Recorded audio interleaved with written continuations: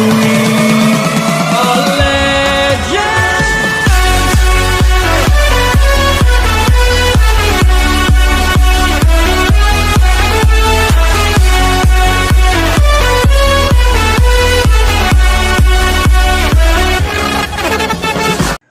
पिछले एपिसोड में आपने देखा कि तांजिरो ने अपनी ट्रेनिंग पूरी कर ली है, पर उसके सामने एक चुनौती थी।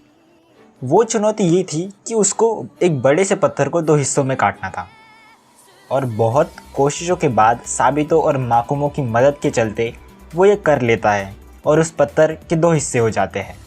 अब आगे पहले सीन में हम तांजिरो को देखते हैं। वो सोचता है मैं ये फाइट जीता उसकी एक वजह है, वो ये कि मैं एक धागे को महसूस कर पा रहा हूँ। जब भी मैं किसी से फाइट करता हूँ तो मुझे एक सेंट आती है और एक धागा महसूस होता है। वो मुझे गाइड करता है किसी भी फाइट के दौरान, और फिर जैसे ही मुझे मौका मिलता है मैं वार करता हूँ। और हम देखते हैं कि तांजिरो उस पत्थर के पास खड़ा है और तभी उरोकोडाकी वहाँ पहुँचते हैं। वो उस बड़े से पत्थर को 2 हिस्सों में कटा हुआ देख कर कहते हैं मैं सच बोलूँ तो मुझे तुम्हें फाइनल सिलेक्शन में भेजने का कोई मन नहीं है, क्योंकि मुझे और बच्चों को मरता हुआ देखना नहीं है। काश तुम इस बड़े से पत्थर को काट नहीं पाते तांजिरो। आगे उरोकोडाकी अपना हाथ तांजिरो के सर से सहराते हुए उसे शाबाशी देते हैं और कहते हैं मुझे तुम पर नाज है मेरे बच्चे, ध्यान रखना कि तुम फाइनल सिलेक्शन से ज़िंदा घर आओ। मैं और तुम्हारी बहन तुम्हारा इंतज़ार करेंगे। आगे उस रात घर पर तांजिरो बहुत सारा खाना देखता है और पूछता है आज कोई ख़ास दिन है क्या? उरोकोडाकी कहते हैं तुम्हारी ट्रेनिंग पूरी हो गई है, इसलिए हम आज सेलिब्रेट कर रहे हैं, चलो खाना शुरू करते हैं। पर उरोकोडाकी अपने मन में सोचते हैं तांजिरो मुझे डर है कि मैं तुम्हारे लिए और कुछ नहीं कर सकता। आज के बाद से तुम्हारी दुनिया पूरी बदलने वाली है, तुम्हारी ट्रेनिंग और भी खतरनाक होगी इसके मुकाबले। पर अभी के लिए तुम आराम करो और शांति से नींद ले लो एक आखिरी बार। अगले सीन में तांजिरो अपने बाल काट रहा है और उरोकोडाकी पूछते हैं तांजिरो क्या तुम्हें खाना पसंद आया? तांजिरो कहता है हाँ, बहुत टाइम से मैंने ऐसा खाना नहीं खाया। और उसके जवाब में उरोकोडाकी कहते हैं कि अगर एक जवान लड़का ज़्यादा और अच्छे से खाएगा तो वो और भी मजबूत और स्ट्रॉन्ग होगा। पर ये बात डीमंस को भी लागू होती है। याद रखना कि जितने ज़्यादा वो इंसानों को खाएगा डीमन, वो उतना ही स्ट्रॉन्ग बनते जाएगा। तांजिरो कहता है तो अगर वो ज़्यादा खाएंगे तो उन्हें मारना मुश्किल होगा। इसके जवाब में उरोकोडाकी बोलते हैं हाँ, कुछ डीमन बहुत ज़्यादा स्ट्रॉन्ग हो जाते हैं और कुछ तो अजीब स्पेल्स भी यूज़ कर सकते हैं। और आगे उरोकोडाकी उसे एक मास्क देते हुए कहते हैं इसे वार्डिंग मास्क कहते हैं, ये तुम्हारी रक्षा करेगा आगे। अगली सुबह हम देखते हैं तांजिरो फाइनल सिलेक्शन के लिए रेडी हो रहा है। वो निकलने से पहले वो नेजुको के पास जाता है। वो कहता है मैं तुम्हारे लिए वापस आऊँगा, ख्याल रखना। और आगे तांजिरो उरोकोडाकी को थैंक्स बोलकर वहाँ से निकल जाता है। थोड़े दूर जाते ही तांजिरो वापस मुड़ता है उरोकोडाकी की तरफ और वो कहता है मेरी तरफ से साबितो और माकुमो को हाय बोलना।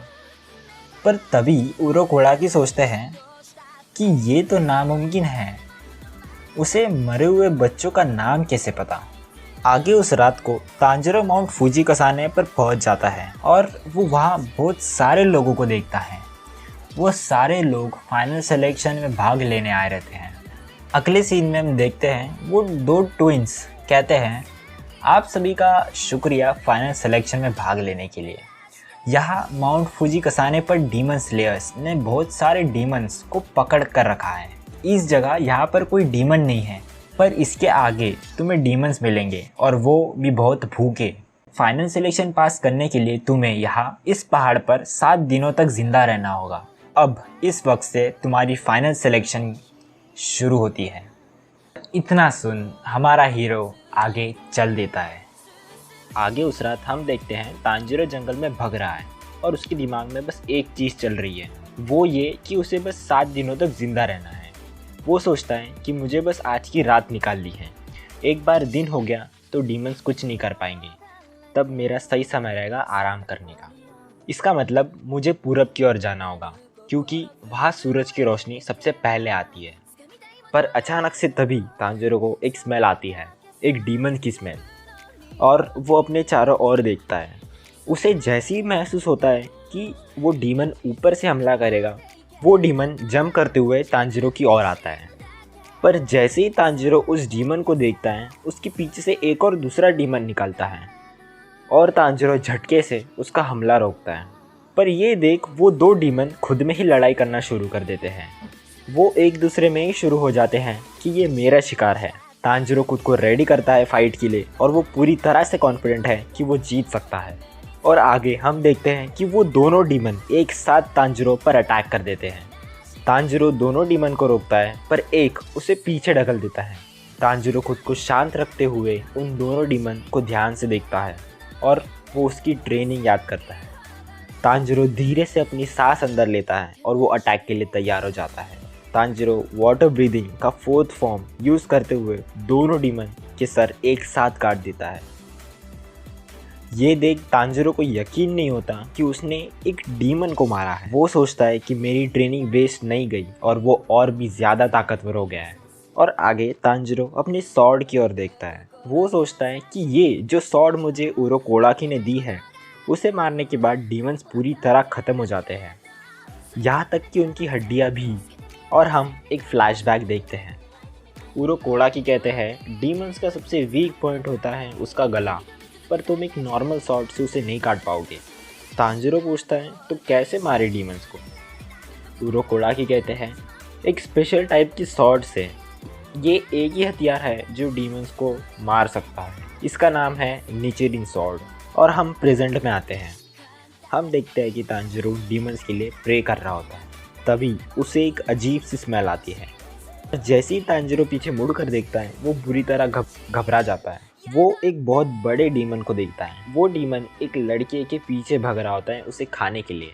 और अगले सीन में हम साबितो और मकोमो को देखते हैं। वो दोनों कुछ बात कर रहे होते हैं। मकोमो पूछती है, हे साबितो, तुम्हें क्या लगता है, क्या तांजिरो उसे मार पाएगा?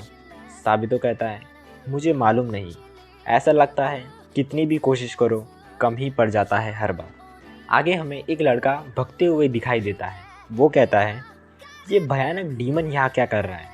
इसके बारे में मुझे किसी ने कुछ नहीं बताया। और हम देखते हैं कि वो डीमन एक इंसान को पूरी तरह खा लेता है। ये देख वो लड़का डर के मारे वहाँ से भगता है, पर वो डीमन उसे पकड़ लेता है। और हम तांजिरो को देखते हैं। वो पूरी तरह शॉक है और उसके हाथ पैर काँप रहे होते हैं उस डीमन को देख के। फिर भी तांजिरो उस डीमन की ओर जंप करते हुए वाटर ब्रीदिंग का 2nd फॉर्म यूज़ करके उस डीमन का हाथ काट के वो लड़के को बचा लेता है। और ये देख वो डीमन कहता है, ये लो एक और लड़का जिसने वैसा मास्क पहना है। और वो मास्क को देख डीमन को उरोकोडाकी की याद आती है और वो गुस्से में उरोकोडाकी पे चिल्लाता है। तो तांजिरो से पूछता है कि क्या वो उरोकोडाकी को जानते हैं? तो वो डीमन कहता है, हाँ बेशक मैं जानता हूँ, उसने तो मुझे यहाँ पकड़ कर रखा है। ये सब 47 ईयर्स पहले की बात है, जब वो एक डीमन स्लेयर था। वो लड़का कहता है, तुम झूठ बोल रहे हो, कोई डीमन इतना लंबा नहीं रह सकता। यहाँ के डीमंस बस 2 या 3 इंसानों को खाते हैं और वो फाइनल सिलेक्शन में मर भी जाते हैं।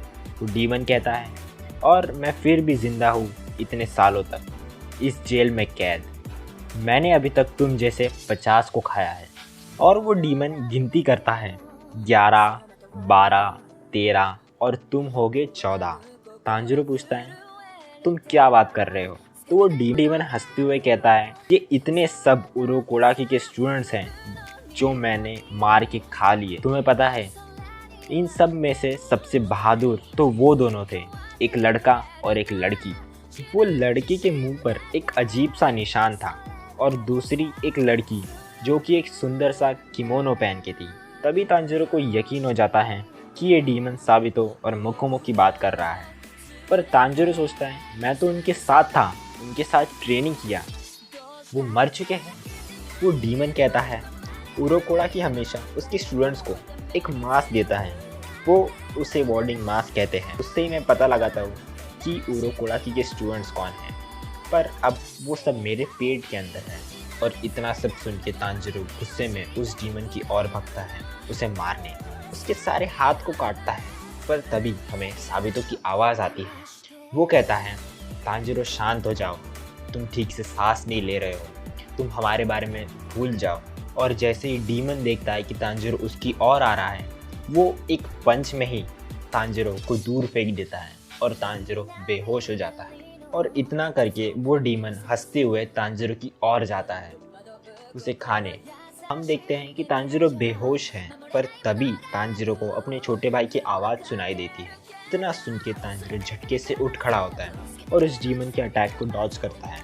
डीमन उसकी ओर उसके सारे हाथों से अटैक करता है, पर तांजिरो सारे हाथों को काट के वहाँ से साइड की ओर भगता है और वो जितने भी हाथ काटे वापस रिजनरेट हो जाते हैं।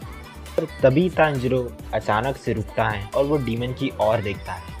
वो सोचता है कि आज के बाद मैं और किसी को भी मरने नहीं दूंगा इस डीमन के हाथों। इतना कहकर तांजिरो उस डीमन की ओर भगता है उसे मारने। वो एक एक करके सारे हाथों को काटता है, पर अचानक से तांजिरो को उस डीमन की सेंट आती है ज़मीन के अंदर से, तो वो ऊपर जंप करता है उससे बचते हुए। डीमन सोचता है पर वो बीच हवा में उसे नहीं रोक पाएगा और इतना सोच के वो वापस तांजिरो पर हमला करता है। हमें आगे मकोमो दिखती है अगले सीन में। वो पूछती हैं, क्या तांजिरो भी हार जाएगा उस डीमन से? क्या वो उस डीमन की गर्दन काट पाएगा? साबितो कहता है, मुझे पता नहीं वो जीतेगा या हारेगा, पर एक बात साफ है कि तांजिरो ने इस पत्थर को काटा है, इस बड़े से पत्थर को काटा है, और ये पत्थर बाकी सब में से सबसे बड़ा और सबसे मजबूत पत्थर था। और हम वापस फाइट सीन में आते हैं। तांजिरो अपने सर की मदद से वो बीच हवा में उल्टा जंप करता है और उसके हाथों से होकर वो उसके सारे बाकी हाथों को एक एक करके काट देता है। और इसके बाद वो वाटर ब्रीदिंग का फर्स्ट फॉर्म यूज़ करता है और बूम, हम देखते हैं कि तांजिरो उस डीमन का सर एक बार में ही काट देता है।